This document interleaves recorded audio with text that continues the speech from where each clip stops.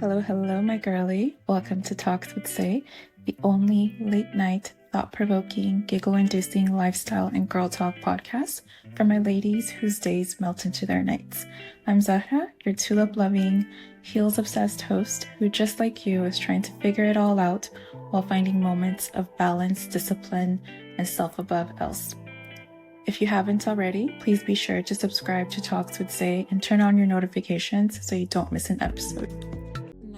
We're kicking off the summer season with a chat about the concept of trying to do it all, especially for my girlies who are feeling the pressures of the world right now.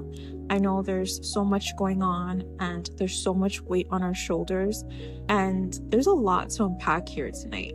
So we're going to touch on a few things, including the what, the why, and the how of doing it all. And in addition to that, I'm going to share with you how I've been able to fail my way through a breakthrough related to trying to do it all, which I hope can help you out. So, girlie, can you guess what's 4,000 weeks long? The average human life. That's right. On average, we live 4,000 weeks. So if we do some quick math,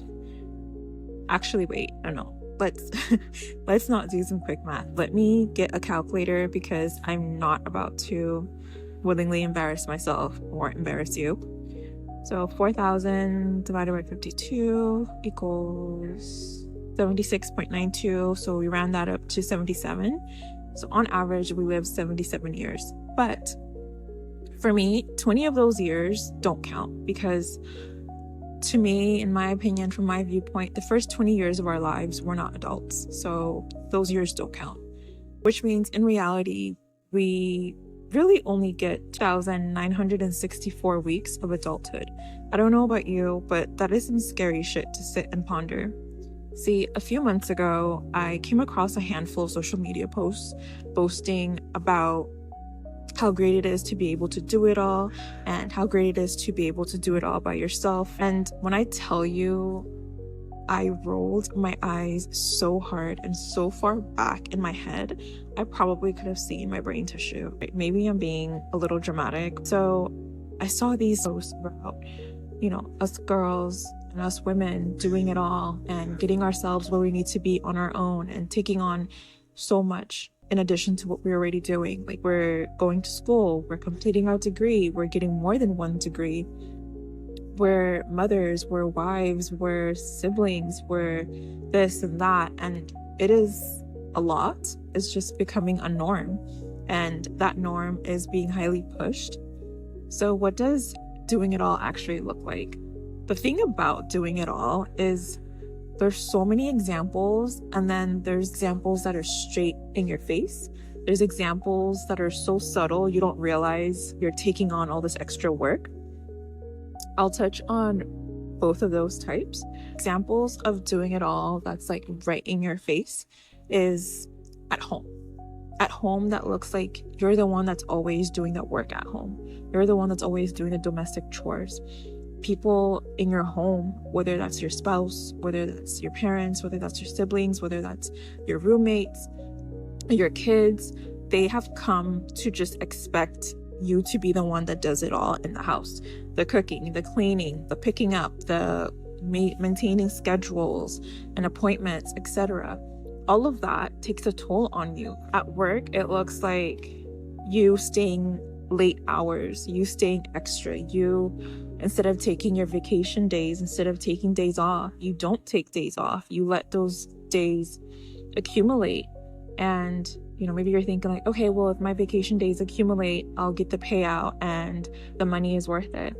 That's fine. But when you're doing that year after year after year, it's very detrimental to your health, actually, because you need a break. Another example of trying to do it all by yourself at work is you being the one at work that always volunteers yourself. Like, you're just like, I volunteer as tribute. And it's like, girl, what are you doing? If you are one of those girlies, you better stop that. Don't argue with me. Just stop it. Okay. All of us here are with you. We support you. We got you. We are giving you virtual hugs. No more volunteering yourself as tribute to do extra work at work. Okay. Unless you are getting paid for it. And even then, being paid for extra work at work comes at a cost, which we'll talk about later on. So in relationships, doing it all by yourself looks like you're always the one initiating conversation. You're always the one asking your spouse, how are you doing? How was work? How was your day? You know, they're never the one that initiates it.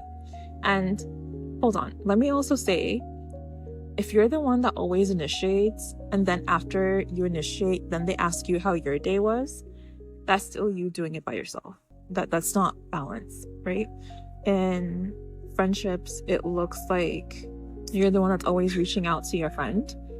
You're the one that is like always texting first or always making plans first. Like you're the initiator all the time.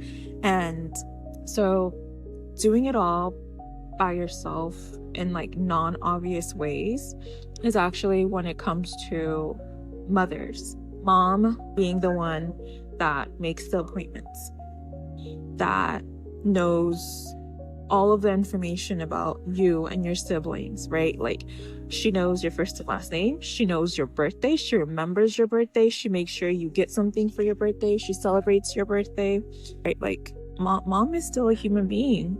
Mom is experiencing life for the first time as well. So my girlie, that is a couple of examples of the what in terms of doing it all by yourself. So why do we do it all? Why do we try to do it all? Why do we always add shit on our plate? Why do we allow people to add shit on our plate and we do so gracefully instead of being rebellious, instead of being loud, instead of saying something about it, you know?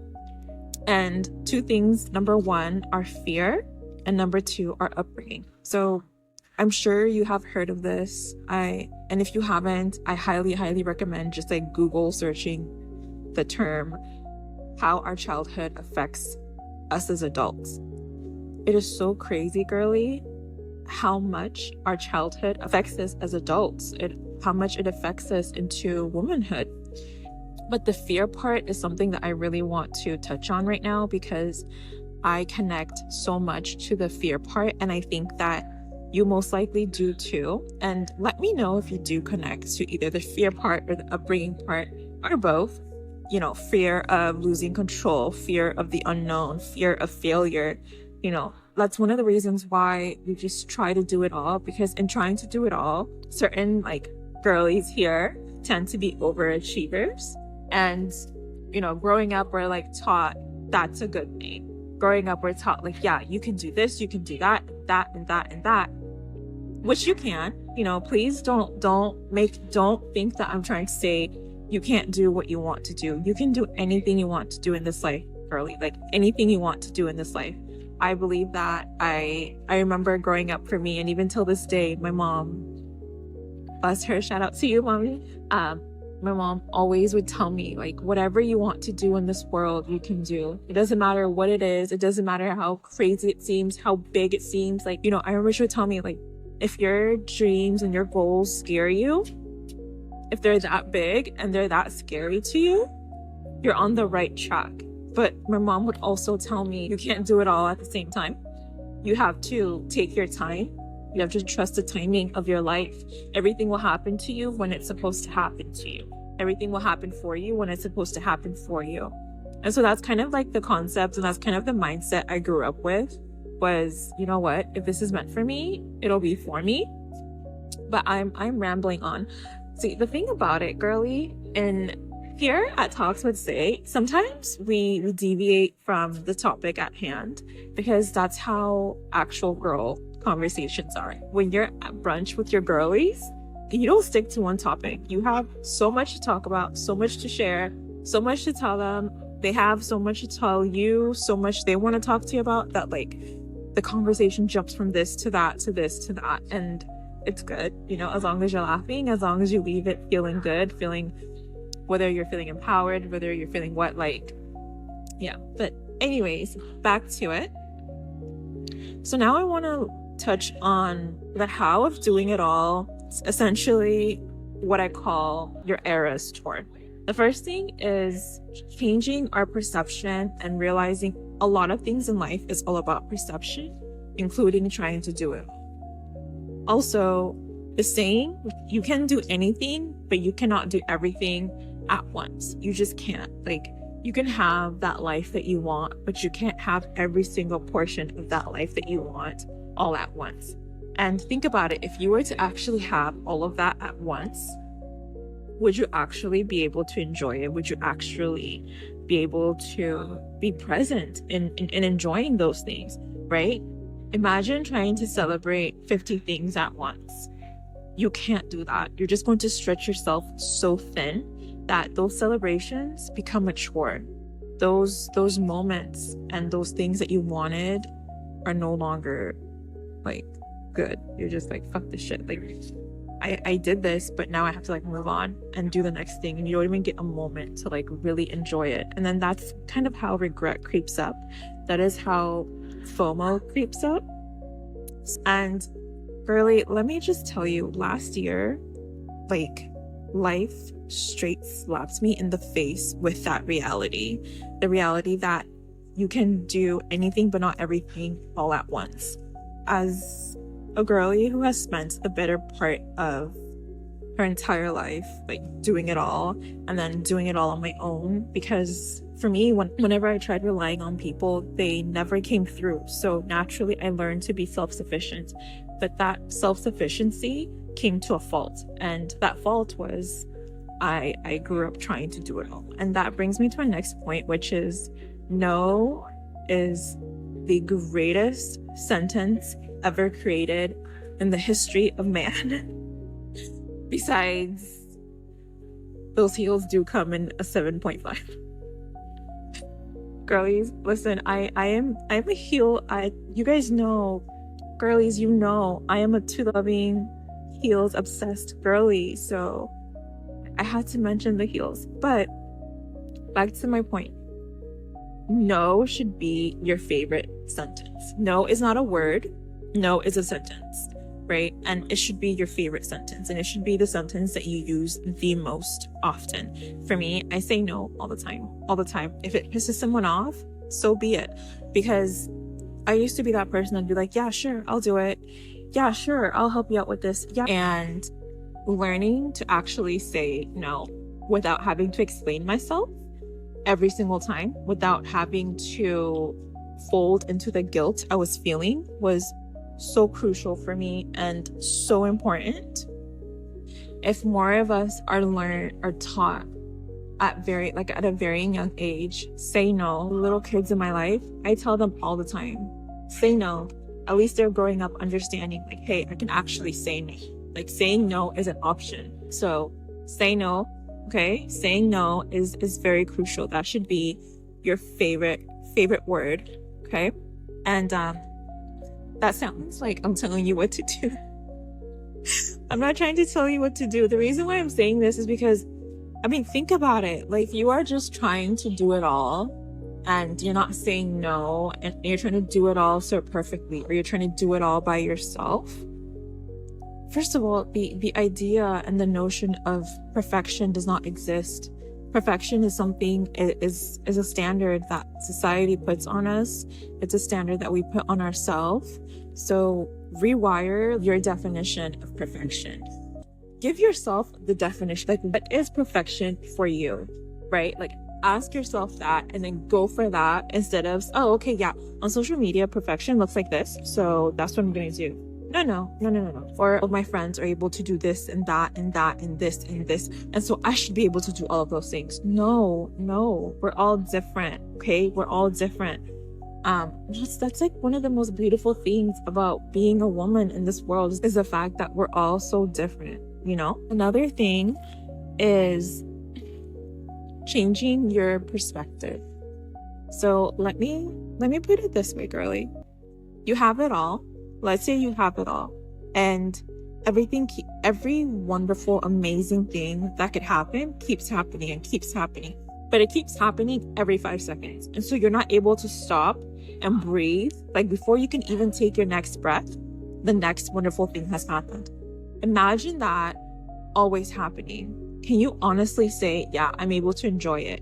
yeah, I'm able to actually celebrate the fruits of my labor, the fruits of my dedication, the fruits of my hard work, the fruits of my discomfort. Can you actually say you're able to do that? No, because everything is happening all at once. So why are you trying to do everything all at once? You can't celebrate everything all at once, every time, all the time. So you can't do everything all at once, every time, all the time. You just can't. And changing your perspective, I think is really key to that. And changing your perspective, for me, like one of the most crucial things has been really listening and learning about different people and seeing how they navigate, and actually listening to how they navigate their own life, or how they navigate their profession, or how they just navigate anything. I think that we can always learn something from every conversation that we have, including the things that we oppose, including the things that we don't want. I actually don't want to tell you to change your perception and your perspective, because changing is so hard. So I would just say adjust it little by little, right? Little progress is still progress. So adjusting your perception and your perspective. I'm going to kind of rinse and repeat what I just said in terms of the idea of perfection, right? So like cutting out the idea of perfection on yourself and on others is really, I think it's like a key point here, because imperfect actually always makes a better story. Think about it, like the best moments of your life thus far, how many of them were like planned to a T, and how many of them were on the spot, short-term planning? You said, fuck it, why not? Of those two options, which have brought you the best memories, where it's like the moment you think about those memories, you just instantly smile. It's just like good vibes, good energy, just warms your insides type of memories, right? Exactly. See? Something else I really want to touch on is like, the less you do, the better off you are. Even though society is telling us you should be working more hours, that's how you can become wealthy, or you should be taking on more degrees, that's how you'll have really amazing job opportunities. Bullshit. Doing too much and doing it all includes overextending yourself and being neutral. And by being neutral, I mean just like allowing it, being like, okay, whatever, it's just this time. But then just this time becomes next time, and next time becomes another just this time, and again, rinse and repeat. And then also, this is something that I have mentioned numerous times, and I will never stop mentioning it, and that is being kind to yourself. That is knowing who you are and understand, like, not just knowing, but accepting that. Like, we're always much harder on ourselves than we are on others, and you just sometimes just take a breath and just pick one thing, pick one goal, and make that your North Star until you conquer it. And then once you conquer it, enjoy the fact that you actually conquered it. Whatever that enjoyment looks like for you, enjoy it. Let me give you an example of me. So for me, that looks like, recently celebrating a month of Talks with Sae. Normally, I would never do that. This time around, I was like, you know what? Like, 1 month of Talks with Sae is approaching. What am I going to do? Let me just work. No, not this time around. This time, I'm going to celebrate every little moment, every little goal. Girlie, for me, at this point in my life, I look at things as my Eras tour. Similar to how we change our style and how we change our makeup and even our home decor, our lives change as well. So I look at life in eras. Last year, I was in my life's making me face it era. Right now, I'm in my, such is life, take it as it comes era. And each era, I've learned, is a build-up on the previous one, dating all the way back to when I became an adult. I don't include pre-adulthood because, to me, first 20 years don't exist, right? And so really adjusting your perspective and look at it as your era's tour. Just look at it that way, right? Because in 10, 20, 30 years, when you look back at those moments, you're like, okay, this era was like this. This era was like this. But you're able to be like, okay, this is where I was in life, and this is how far I've come. in terms of life, in terms of your goals, in terms of how much you really took care of yourself, you know? Actually, something just popped up in my head in regards to adjusting your perspective and your perception, and that is making peace with the inevitable FOMO. This notion of living life without regrets is possible, but at some point we have regrets, and that's okay. Right. And at some point, we also have this lingering feeling of like, oh, I'm missing out on this. Oh, I should have done this. Oh, I should have gone to this. Oh, I should not have done this. I should not, like, we have that. And that is part of life. That is part of living as an adult. That is part of womanhood. Learning to actually make peace with that and learning to live with it in a healthy way is very, very important. I can say I've had it, and in terms of making peace with it, it's been you know what, this is what it is, but this is what I want, and this is what I need to do to get to what I want. So I have to miss out on this. That's how I've been able to make peace with it. So, okay. So the last thing is my discovery, things that I've learned to do, and that is nothing, and asking myself what I don't want. Let me be a little bit more specific, and that is staring at nothing. Like I do these exercises where I just stare at nothing. I stare at nothing and let my mind wander wherever it wants to go. Then I will journal. In addition, no longer saying I'm too busy. And when I actually find myself saying I'm too busy, I will cut down. I go back, I look at my schedule, and I'm like, what can I cut out? And I cut it out. I cut it out. The last thing I want to mention is affirmations. So I actually repeat specific affirmations to myself when I find myself in those moments where I'm like actually trying to do it all. The ones that I found to be most useful are like progress over perfection. I trust myself. I trust my abilities. I trust my God, and I trust the universe. Another one is I trust myself enough to trust the timing and process of my life. Actually, two more that I just remembered are I can stop, I can pause, I can continue. The second affirmation, I'm stronger than any of the FOMO creeping up on me. So I just want to mention to you, girlie, is I hope you remember, like, for everything that we add to our to-do list, for everything that we put on our shoulders, for everything that we accept and we say yes to, we miss out on something else, which is essentially, you know, the opportunity cost of something else you're not doing. So you have to consciously make trade-offs, and the more experience you have with it, I think the better you get at it. But also, there are going to be trade-offs that you are proud of. There are going to be trade-offs that you're not proud of. There are going to be trade-offs that you regret. That's life. You know, really, please we all have our eras, right? And rather than trying to squeeze 10 eras in 1 year, why not make one era your focal point and then peacefully expand from there, right? So that you're able to actually like enjoy those fruits and be completely present in them, right? And so, my girlie, whatever your era is right now, allow yourself to be completely present in it by saying no more often, cutting out the term I'm too busy, and enjoying the ride as best as you can. That includes showing up for yourself and taking breaks. I know it's easier said than done, but what better way to kick off summer? And that's it for tonight's episode. If you've enjoyed this episode or you're enjoying the podcast, go ahead and tap on the subscribe button and leave me a review. You can also find me and Talks With Sae on Instagram at Talks With Sae. Thank you, my girlie, for joining me, and more importantly, thank you for existing. Until next time, self above else.